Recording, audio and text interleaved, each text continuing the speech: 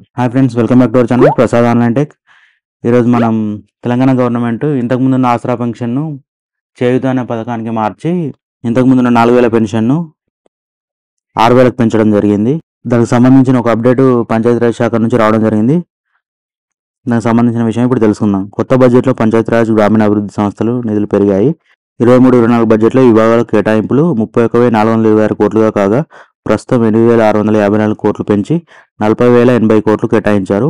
అభయహస్తం అమలుకు భారీగా నిధులు అవసరం దృష్ట్యా ఈ మేరకు పెరుగుదలను కనిపించింది. ఆసరా పింఛన్ల కోసం రాష్ట్ర ప్రభుత్వం ప్రస్తుతం ఏటా 12,000 కోట్లు వెచ్చించి సాధారణ పింఛను 2,016, దివ్యాంగుల పింఛను 3,016 చొప్పున ప్రతి నెల చెల్లిస్తున్నారు. ఎన్నికల హామీ మేరకు ఈ మొత్తాలను వరుసగా 4,000, 6,000 చొప్పున ఇవ్వడానికి పెన్షన్ బడ్జెట్ను రెట్టింపు చేయాలని ప్రభుత్వం కోరింది. దీంతో ఈ పథకానికి 10,000 కోట్లు అదనంగా ఇచ్చారు. మహిళలకు 2,500 ఆర్థిక సాయం అమలుకు 4,500 కోట్లు కేటాయించారు. మొత్తంగా పెన్షన్లు, ఆర్థిక సాయం కేటాయింపులు 26,500 కోట్లుగా పెరిగాయి. అంటే దీనివల్ల తెలుస్తుంది ఏంటంటే పంచాయతీరాజ్ శాఖ నుంచి ఇప్పుడు ఈ ఆసరా పెన్షన్కు 2,000 నుంచి 4,000 రూపాయలకు పెంచడం జరిగింది. దివ్యాంగుల పెన్షన్ను 3,000 రూపాయల నుంచి 6,000కు పెంచడం జరిగింది. దీంతోపాటు గవర్నమెంట్ ఇచ్చిన ఇంకొక హామీ ఏంటంటే మహిళలకు 2,500 రూపాయలు ఇస్తామని చెప్పడం జరిగింది.